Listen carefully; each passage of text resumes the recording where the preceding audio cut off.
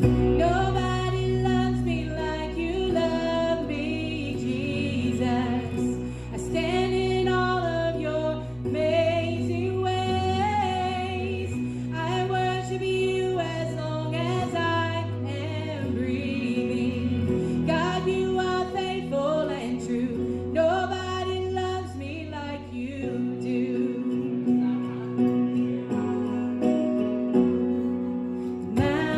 Mountains, you're breaking down the weight of all my mountains.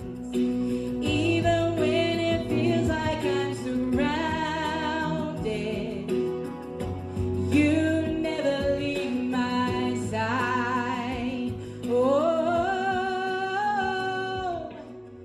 nobody loves me like you love me, Jesus. I stand in all of your amazing ways. I worship you as long as I am breathing. God, you are faithful and true. Nobody loves me like you do.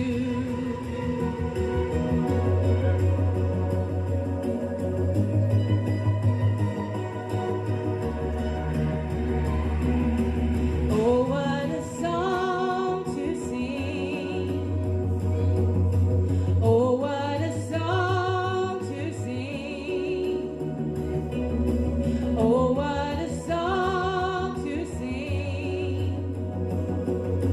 Oh, what a song my heart keeps singing. Oh, what a song to sing. Oh, Jesus. Oh, what a song to sing. I'll never stop singing. Oh, what a song to sing. Jesus, you love me and I love you, God.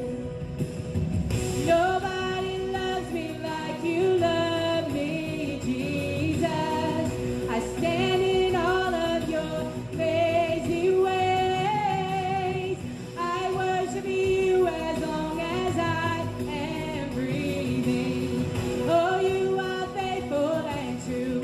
Nobody loves me like you. Nobody loves me like you love me, Jesus. I stand in all of your amazing ways. I worship you as long as I am breathing. Oh, you are faithful and true. Nobody loves me like you. Nobody loves me like you love me, Jesus. No, you are awesome in all your ways. Nobody loves me like you. Nobody loves me like you. Nobody loves me like you love me, Jesus.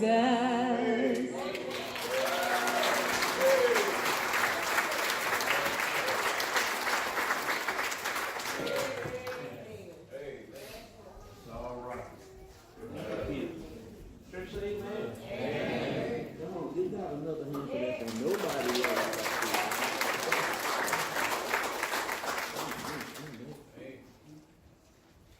God be good. Y'all pray for me today.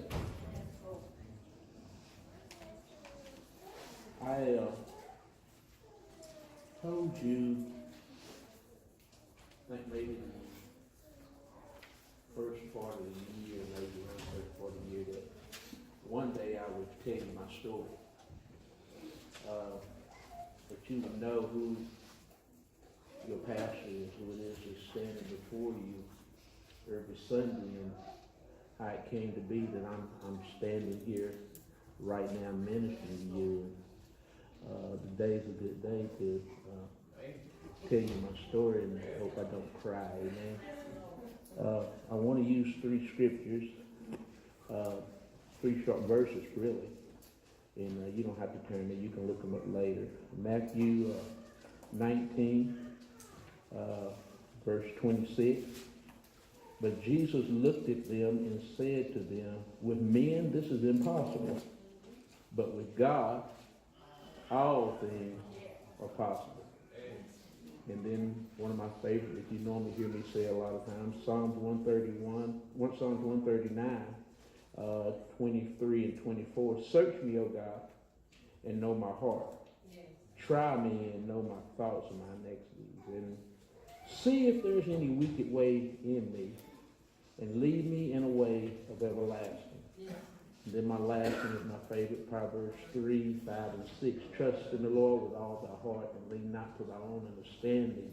In all thy ways acknowledge him, and he'll direct path. Your path, my path. Amen. Most gracious and eternal God, Father, I thank you for this time. And Lord, let me do this right. Don't let me mess it up. And Lord, I just ask that you open our ears to hear it right and take over. God, it's not about me, but it's all about you. And you be glorified in everything that I say in Jesus' name. Amen. As I said, I'm going to tell you my story, but God's wrapped all over it. This past Wednesday made 36 years for me being in the ministry. All those years, except for, I guess, the first year when I stayed under my pastor, I guess the last 3 months I ended up pastoring for her because she got sick and I had to pastor 2 churches for her, and then I pastored 4 churches for 6 years, and then I ended up here. But on April 10th, 1984, maybe you'll help me with these dates, I think, April 10th, 1983, I stood in the pulpit for the first time, and I preached a message, with God, all things are possible. Amen. Folks were looking at me and wondering about me and saying, no way, but that was the message that God gave me. With him, all things are possible. 36 years later, I can tell you today that with God, all things are possible. Amen. Amen. But I want to back up just a little bit farther and take you back, and I don't want to take too long, but just take you back a little bit farther. I was raised in the 50s, in the 60s. I was raised up, I was 1965. When the Civil Rights Bill was passed, I was 14 years up. So I came up during the time of the segregation. I came up when Jim Crow, I had to ride on the back of the bus. I came up when I couldn't walk in any kind of restaurant. I wasn't allowed to because of the color of my skin. I came up during a time that it was colored section, whites only. I'd go to the movie theater, I had to sit in certain places. We traveled at night because you weren't allowed to go in the restroom, so we traveled late at night so we could go in the restrooms. We couldn't drink a certain water fountain. When I rode the train, I had to take my lunch because I couldn't eat in the dining car. And so this was a big part. At the movie, you had to sit. You couldn't sit anywhere. And so I was raised in that until 1965 when the Civil Rights Bill was passed. But it wasn't bad because that was just a law. That was a law. But around here, it was okay because we were all coal miners. Our parents were coal miners. My mom was a teacher, but our dad was a coal miner. And so there was something about coal miners. They were brothers. Gary, you know what I'm talking about. If you were a union man, you were a brother. That was your brother. It didn't make no difference what color you were. You were brothers. And so we were raised with each other's kids. So we were raised up together, and so you didn't see a whole lot and stuff. But so we were all raised up together in our community. Everybody was brothers. We got along okay. And so in 1965, when we integrated schools, we were crying because we were going to have to leave Orleans. But all my buddies, my white buddies, Doug Davis, the Castlefane boys, Wayne Parrish, all these guys, Steve Honto, Mike, all my buddies were waiting on us to get to the school because they knew, man, we're going to be tough now. Because we've been playing ball together, growing up together, Jerry Williams. I stayed all night with Jerry Williams. So we knew, man, we're going to kick some butt now. But we was tore up because we were leaving already late. And so we didn't have all, as you see in Mississippi and Alabama and stuff, you didn't have all that protest and everything. In other words, folks were glad for us to be there.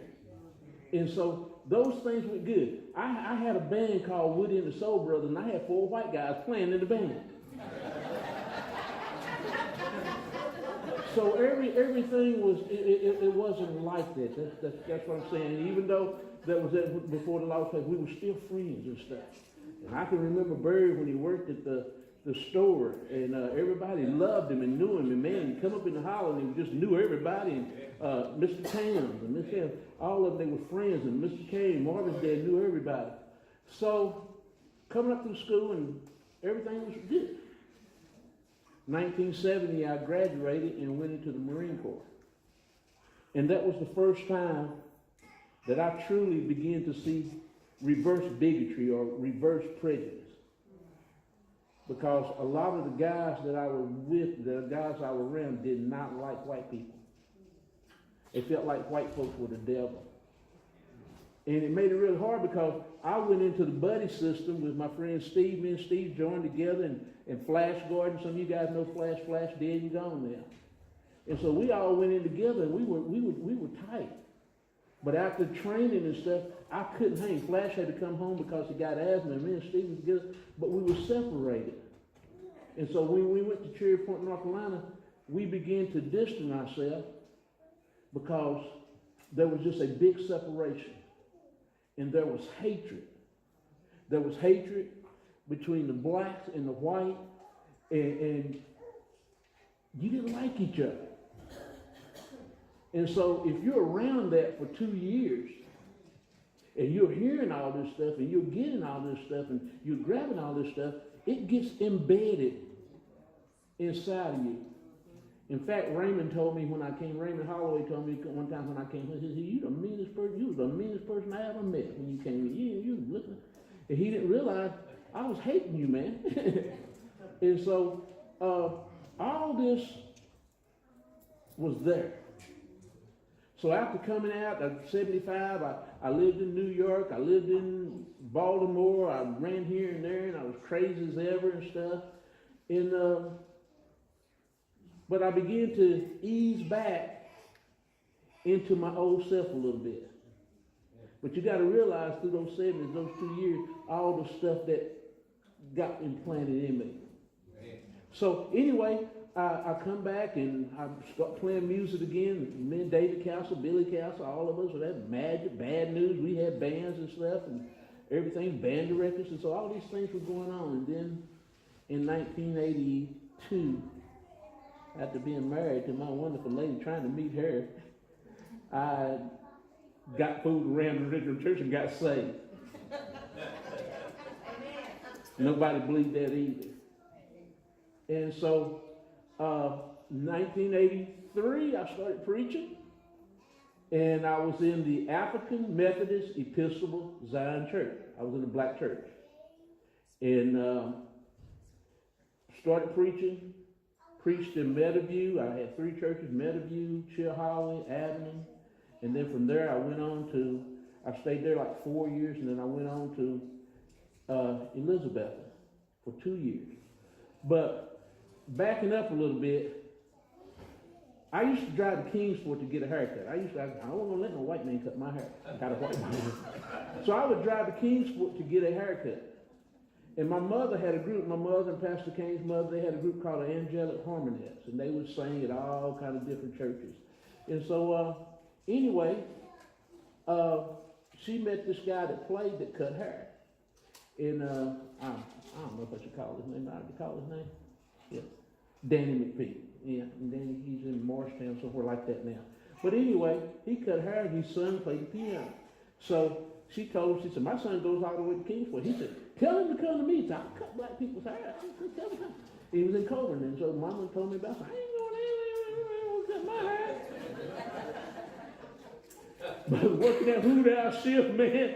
And so Daddy started going first. Daddy started going, and he looked pretty good. I said, well, let me go over here and get me a trim. And so I started going there and getting my hair cut. And so as I started preaching, he had this group, and he would show up where we were playing. He would show up. And I had another little family that would show up at my black church where I was playing at and stuff. And then I got just real close to him and his family. And ministering to him through the ups and downs and things and everything. Just got real close to them. Well, it wasn't long after that Pam and Marvin and I, we were kind of having a couple, but he'd been called into the ministry too. So we started studying. But in studying the Word of God. And Danny said to me one day, he said, I was sitting there, he was cutting my hair, and he said, I got a problem with you. I said, what's that? He said, you're prejudiced. I said, what'd you say? He said, you're prejudiced. I'm about ready to hit him, but I was a preacher. And he said, you have separated yourself. He said, God has called you. He said, I feel like God has called you to minister to everybody. He said, you've been a blessing to my family. And during this time, man, I was going Rainhampton. We was going to churches. Brother Ted had started the church over here in the basement. I was preaching for him, running about. And he said, you have cut yourself off. There is a separation from you. You cut yourself off from people. He said, you just ministering to one group of people, and you cut yourself off. And I'm listening to him, and like I said, I got kind of mad when he said that. When I said, the nerve of this white man gonna call me prejudiced and stuff. And I began to pray. And I began to pray from Psalms 139. Lord, search me and know my heart. And if there's something there that's not like, let me tell you something. If you start to pray in that prayer, and you mean that prayer, God would dig down inside you and get some stuff out of you that's there. I mean, if you're really serious, and if you say God search you, he will get down into the crevice of your heart and begin to pull out things. And all that stuff that I had built up, all that stuff that I had held against people, all that stuff, even though it wasn't outward, it was still there. All the hatred and all the anger and all the things was still in there. Amen. In a way. And God was pulling that stuff out of me and dealing with me about the way I was. And so I began to pray and ask God to help me and to get that out of me. And I had friends. And so Pam and Marvin and I, we began to pray, seeking the scriptures about starting a ministry and coming out of that and all that. And we didn't know who was going to come. I don't think we ever brought up who was going to come. And so we started talking about this, started praying about this, started studying for a whole year. We prayed. This was in 1989, 1990, I'm not sure, 1990. And so we're praying. And so anyway, I met Danny. Me and Danny were friends, and I just fell in love with Danny and his family. And Jason, when he was born, I guess I was the second person that they called me and told me when Jason was born. I just fell in love with him. Jason, Daniel, Matthew, Hagar. Got all the names, huh? All right. And I just loved him. Little did I know he'd be preaching and things like this, but I just loved that baby.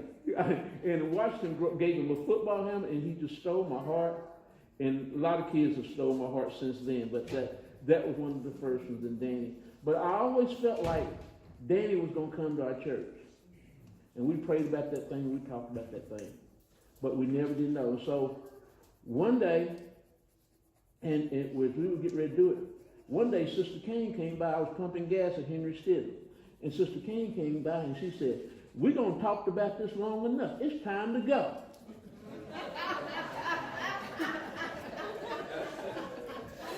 I said, okay.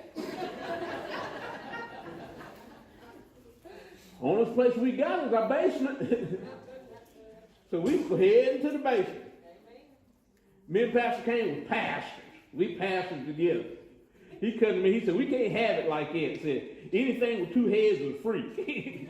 Said, either you got to be in charge. I was going to say, well, you be in charge. I don't want to be in charge. He said, well, you've been at it longer than I have, so you you do it. So we worship that way. But what I love about him is I don't have to worry about what he's thinking. I like people like it. He'll tell me right quick what he's thinking. Oh boy, what he tell me. But we got attacked. We got attacked. We got lied on. We got talked about. They said you're gonna bust up churches. You're gonna steal members. And I'm wondering where is this coming from? And stuff. You taking people's members. I had folks calling me out of state and stuff, saying, "What are y'all doing down there? Where you messing? You're gonna be busting up Long's Chapel and getting people. You're gonna be taking people." We had never asked anybody to come. It was 7 of them. Manny, Pam, Marvin, Travis, Jessica, Melissa, myself. That was it. It was 7 of us. And we didn't think about nobody coming. We didn't know where we was going to get members from. We were just doing what God had told us to do. Because God was changing us inside out. And so we went through that, and people talking about us, people lying on us and everything. And I got scared. And I said, "Oh Lord, I've made everybody mad. Maybe this is not what you want. Maybe I don't need to step out. Maybe I just need to stay here where I'm at in the AME Zion Church and stuff." And we came home, we didn't have a night service. We came home one night, and I've told you guys this before. Came home, and I told Mamie, I said, "I'm going to go over to Brother Teddy's and just listen to him." I said, "I'm just going to go listen to him." I said, "I'm going to go late because if I go early, he'll make me preach." And I walked in, and I slipped into the back of the church. And I sit down. Miss Rambo, she dead and gone now. She never turned around. And we get to the end of that service, she said, "Brother Ted, I think we ought to pray for Brother Woody." Ted said, "Brother Woody, come on up here. No use up in here." And I go walking up through there. And he said, "Come on, Sister Rambo." And she reached out to touch me. And the tip of her hand touched maybe the tip of my head. Yes, man. And the next thing I know, I was getting up off the floor. All right. Yes, sir. What happened was God had to get my flesh out of the way to minister to my spirit man. Amen. And when I got up, I had a boldness. And I remembered the scripture that Sister Williams had told me about a long time ago. You trust God.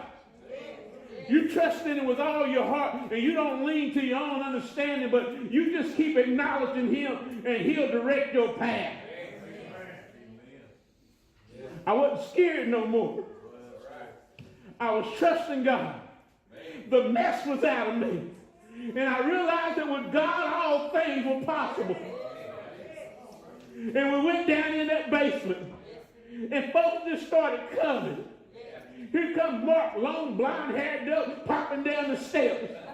I'm still waiting on Danny because he hadn't got there yet. Here comes Kim with her shy self. Stayed there 2 months, wouldn't even speak to me. Now I can't shut her up. And folks just kept coming. Folks just kept coming. It got so big we had to get out of the basement. We came to the storefront, and the only person that I knew was supposed to be a part of this was Danny. And I come to find out he was sending money and helping us, but he wasn't there yet.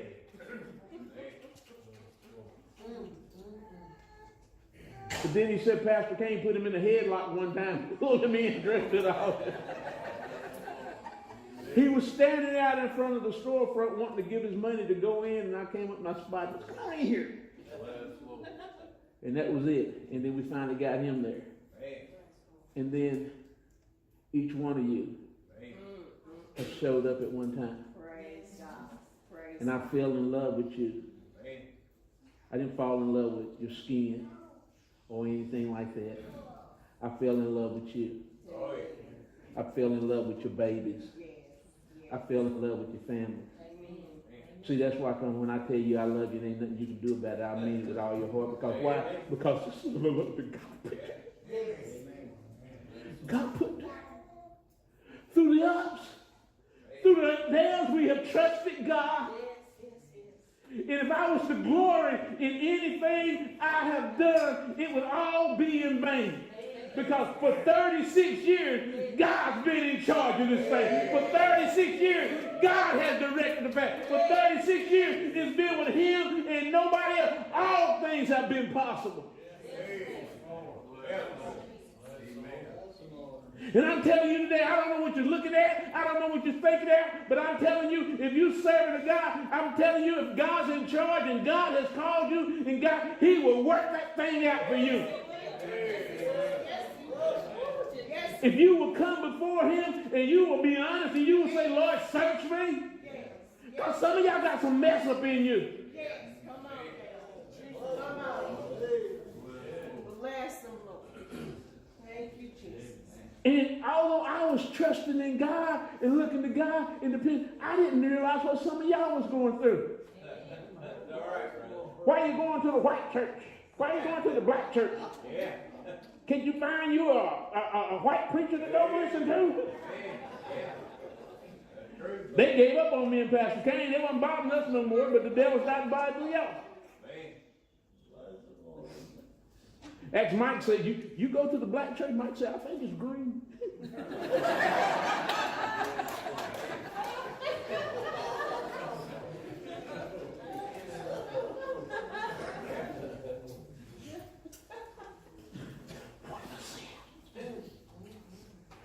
Stand here 36 years later. And I'm going to tell you, I never could have made it if it had not been for God. I never could have made it if it had not been for the Lord working and moving and working when folks lying and saying we wouldn't make it and it wasn't work out or nothing like that. We've been here 29 years. Thank you, Lord. I wouldn't change it for nothing in the world. I wouldn't change the love I have for you for nothing in the world. Some of you, I watched you grow up, Alex, and just love them like my own kids. Amen. First time I met Tatum, I told him, that's going to be my best friend. I love you. And I thank you for being a part of what God has called us to do. And I want you to know that when I'm dead and gone, this thing will keep on going. Amen. Why? Because you're trusting in God. And you realize that with Him all things are possible. Amen. So I'm not surprised anymore when things happen to the ministry. And it's like whenever we need something, Pastor, God sends the right person. If I start calling names, I'll miss somebody get jealous. There's nothing we've never been able to take on. But it ain't about me. It's not about me. It's never been about me. It's been about the one who told me 36 years ago. With me, all things are possible. Never could have made it. Come on, Pam. I never could have made it. I never could have made it. If you put your trust in God, you'll make it. You'll make it. It'll be all right. When you've been shook up and shook out, messed up. When you feel like you're dragging the ground and there ain't no hope, and you feel like you're crawling and you can't do no better. I serve a God that'll pick you up and turn you around and put your feet on solid ground, and He'll get you through every storm, every tunnel, every valley. And I don't care what anybody else is saying. I don't care if they're lying. I don't care what they're doing. You hold on to Jesus. You'll make it. You'll make it. You'll make it. Glory. Oh, thank you, Jesus. Thank you, Lord.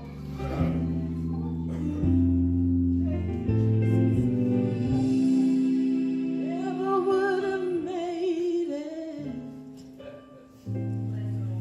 Never could have made it without you. I would have lost it all. But now I see how you were there for me, and I say, never could have made it. Never could have made it without you. I would have lost it all. But now I see how you were there for me, and I can say I'm stronger, I'm wiser, I'm better, much better. When I look back over all you brought me through, I can see that you were the one I held on to, and I never would have made it. Oh, I never would have made it.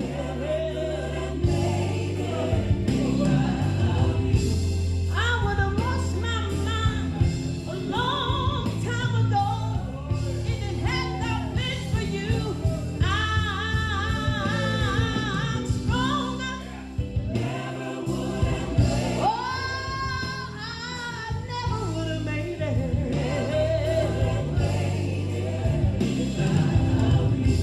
I would have lost my mind a long time ago if it had not been for you. I'm stronger. I'm wiser. I'm better. Anybody better? I made it through my storm and my test. 'Cause you were there to carry me through my mess. I'm stronger. I'm wiser. I'm better. Anybody better? I made it through my storm and test. I made it through all of my mess. I'm stronger, I'm wiser, and I'm better. Anybody better? I made it, Jesus. I made it. Anybody made it? Never would have made it. Oh, I never would have made it. Oh, my, my, my, my, my. Oh, my, my, my, my, my, my, my. Never would have made it. Oh, I never would have made it. Boy, I would have lost it all. Now I see you were there for me, Jesus. Thank you, Lord. Never would